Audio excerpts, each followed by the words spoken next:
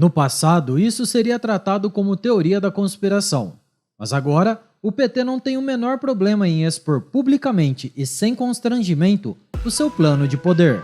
Este é o Visão Libertária, sua fonte de informações descentralizadas e distribuídas. Esse artigo foi escrito por Quintessência, revisado e narrado por Coreia com K. O PT, o Partido dos Trabalhadores que Não Trabalham, está desenvolvendo o seu plano para reeleger Lula em 2026 e garantir a permanência de sua gangue no poder indefinidamente. Não é a teoria da conspiração, nem intriga da oposição.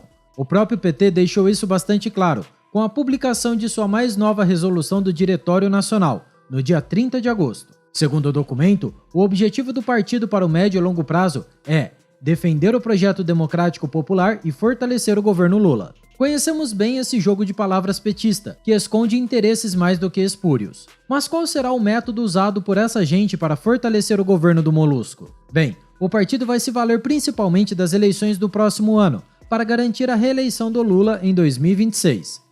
Segundo o tenebroso documento, o Partido dos Trabalhadores considera as eleições municipais de 2024 como um momento estratégico para a construção de uma sólida aliança popular e democrática que promova a recondução do governo Lula em 2026. Quais são os pretextos apontados pelo PT para alcançar esse intento? Ampliação das liberdades democráticas, dos direitos sociais, do combate à desigualdade, da inclusão social, do desenvolvimento, da industrialização, da defesa do meio ambiente, da soberania nacional e da integração regional. Na prática, contudo, nós sabemos que essa gente quer apenas a manutenção do próprio poder. E para isso, o PT pretende se valer de uma metodologia bastante descarada, mas ainda assim bem estruturada. Em primeiro lugar, o partido entende como alvo prioritário a conquista de grandes cidades brasileiras nas eleições do próximo ano. A ideia é usar as prefeituras municipais como um trampolim para catapultar a candidatura à reeleição de Lula. Por trampolim, entenda-se a utilização das estruturas municipais como palanque para a ação petista,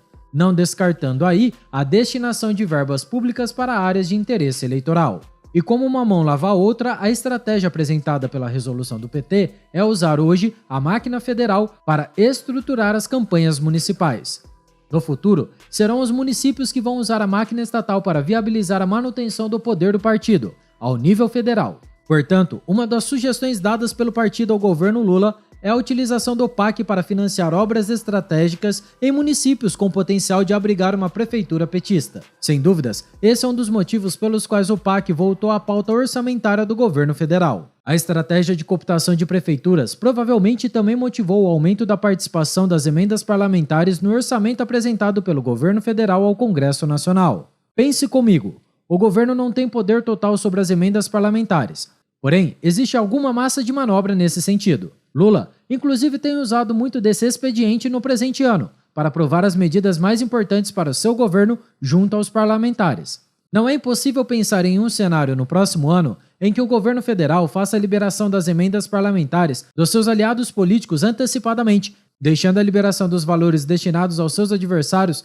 para o período pós-eleições. E como bem sabemos, verbas parlamentares são muito usadas para tocar empreendimentos públicos ao redor do Brasil, em benefício do capital político de prefeitos e vereadores. No fim das contas, é sempre assim que funciona o Estado. Uma mão lava muito bem a outra. A segunda estratégia sugerida pelo PT é o aumento de impostos. Pois é, nenhuma novidade aí. Segundo o partido, esse aumento é necessário por dois motivos. Primeiro, satisfazer a necessidade de trazer receitas para o orçamento da União, e segundo, por ser uma questão de justiça social, garantindo a capacidade do governo para garantir saúde e educação para a população. Eu sei, parece até piada, mas esse é e sempre foi o modus operandi do Partido dos Trabalhadores. A resolução do PT também entende como necessidade prioritária o controle dos militares pelo governo, para desarticular qualquer tentativa golpista por parte dos milicos.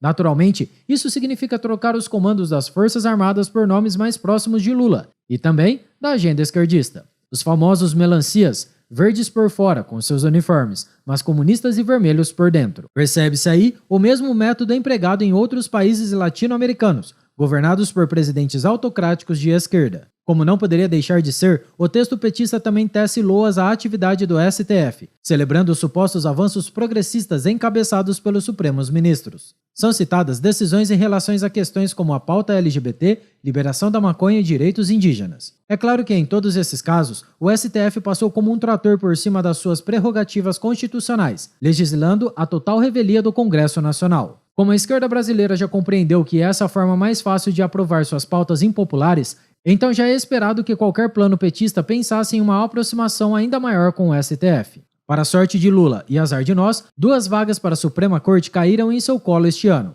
Uma delas foi preenchida pelo seu advogado pessoal. E agora acredita-se que ou Flávio Dino ou o famoso Bessias irão ocupar a segunda. Com mais 2 aliados no STF, Lula terá um caminho muito mais fácil pela frente, não tenha dúvidas. Aproveita a oportunidade, inclusive, para parabenizar todos os isentões que permitiram o retorno do Lula ao poder, se esquecendo dessas 2 indicações que o presidente eleito em 2022 poderia fazer. Além desses pontos, porém, o Partido dos Trabalhadores ainda exige dos candidatos da legenda ou daqueles a serem apoiados pelo PT um compromisso real com suas pautas progressistas. É óbvio que, como sempre acontece, o núcleo duro do partido não está nada contente com o posicionamento de alguns deputados da base aliada, e menos ainda com recentes decisões proferidas por Cristiano Zanin.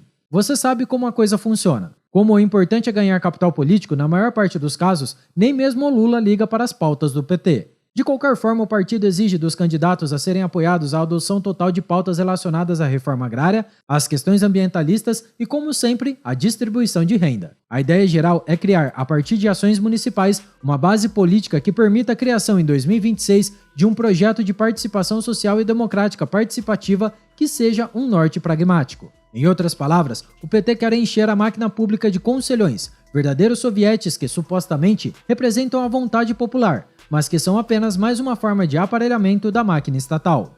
Bem, que o PT tentará se perpetuar no poder, disso ninguém tem dúvidas. Afinal de contas, foi exatamente isso que Lula e sua gangue realizaram no passado, assim que assumiram a presidência da República. Embora o Partido do Molusco se considere muito importante, afirmando que o PT se tornou a principal força política do país em defesa da democracia, da soberania nacional e dos interesses populares, o fato é que eles estão com grandes receios. E isso é especialmente verdade no que se refere às eleições municipais do próximo ano, que para o PT podem ser um verdadeiro tudo ou nada. A grande pergunta, portanto, não é se a máfia petista tentará se manter no poder. A questão é, será que, seguindo essas resoluções recentemente divulgadas pelo próprio partido, a estratégia de manutenção do poder funcionará?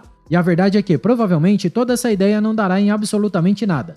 Isso porque tudo o que foi apresentado pela resolução do PT é um grande conjunto de ideias mais batidas em matéria de política e que representam um modelo que já faliu há um bom tempo. A esquerda, de forma geral, ainda não compreendeu o atual modelo de discussões políticas e formação de opinião.